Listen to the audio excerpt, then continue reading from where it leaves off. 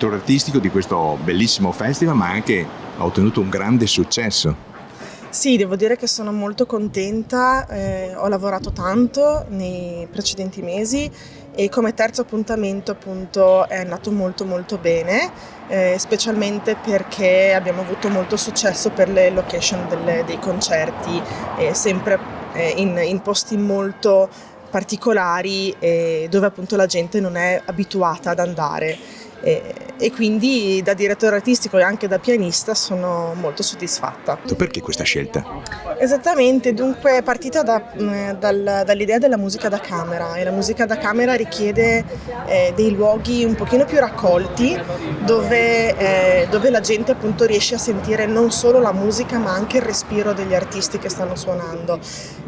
Abbiamo scelto delle location molto, molto belle come Palazzo Minucci De Carlo, l'oratorio dei Santissimi Lorenzo e Marco di Battuti, parte del Museo del Cenedese, e abbiamo anche fatto l'inaugurazione nel castello di San Martino, detto anche Castello del Vescovo, dove appunto la gente non è abituata ad andare per sentire concerti, però sono location perfette per la musica da camera, per la musica d'insieme, quindi un pochino più raccolta.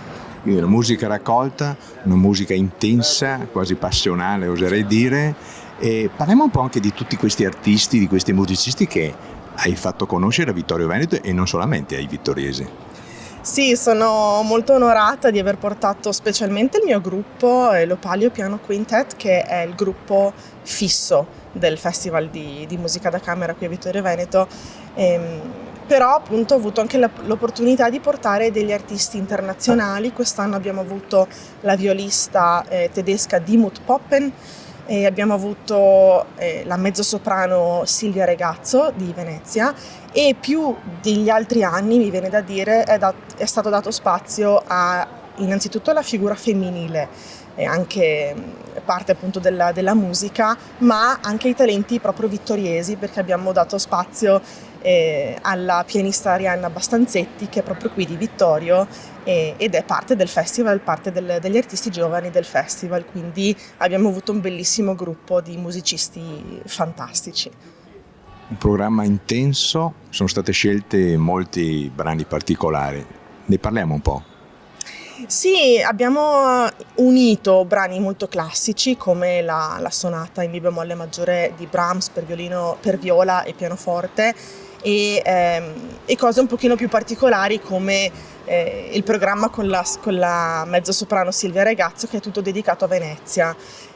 Molto particolare perché appunto troveremo delle canzoni sia in francese che in tedesco che in dialetto veneziano, quindi abbiamo veramente unito il classico con un pochino più il particolare. A me piace molto fare questi abbinamenti, dipende anche appunto dalla gente che suona. Ho dato spazio al quattro mani e ai quintetti per archi, quindi quintetto di Mozart, quintetto di Dvorak, e al quintetto di Dvorak per pianoforte e archi. Quindi abbiamo veramente unito un po' il tutto, dipende anche pensando ai posti in cui sono stati suonati questi brani. Ed ha avuto veramente un grandissimo successo anche per il pubblico sentire tante cose diverse, da modo proprio di poter anche spaziare la mente ed il cuore a tante cose diverse. Ecco. Parlando di sensazioni, una serata dedicata dove anche la gastronomia si sposa con la musica.